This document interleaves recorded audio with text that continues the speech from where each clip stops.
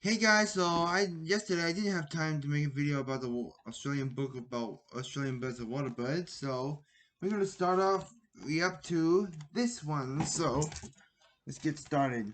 So there's a lot. So the cattle egret is a cousin of the white-faced heron or Pacific heron, because the reason why they call them egrets, sometimes they call them heron.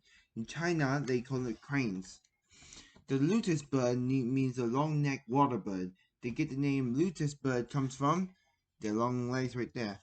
The Pacific heron is known as the white-necked heron, and also you're found mostly around Australia generally. In the pied cormorant, they get the name pied cormorant comes from the color of their face. So they have a red on the bottom and a yellow under the top. Pacific black duck is a common duck found mostly in the swamps in Australia, and also wood ducks is similar. They mostly live around the cities or swamps or any kind of habitats they comfortably live.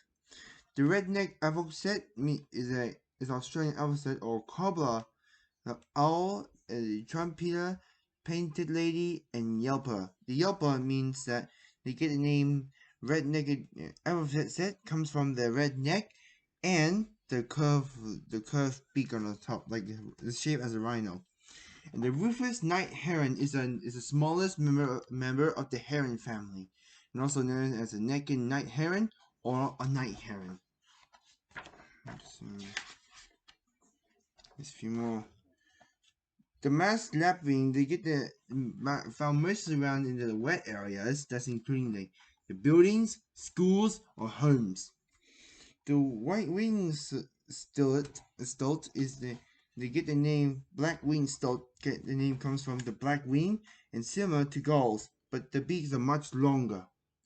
The sacred ibis is the only ibis they get as scavengers. They can eat they eat some out of rubbish. The straw-necked ibis is a cousin of the sacred ibis. It's the same diet, and they found mostly around the zoo, including other habitats. The white-billed spoonbill is a bird. They get the name spoonbill comes from the beak. The pied heron is the fourth largest. There's a maybe I think heron's the smallest, and then pied heron is the third largest. The puff banded rail, they get the puff banded rail comes from how they puff and how they breathe. So you can actually see from sunlight. The dusty moorhen is known as the black gomo, the black moorhen, sometimes known as a river turkey.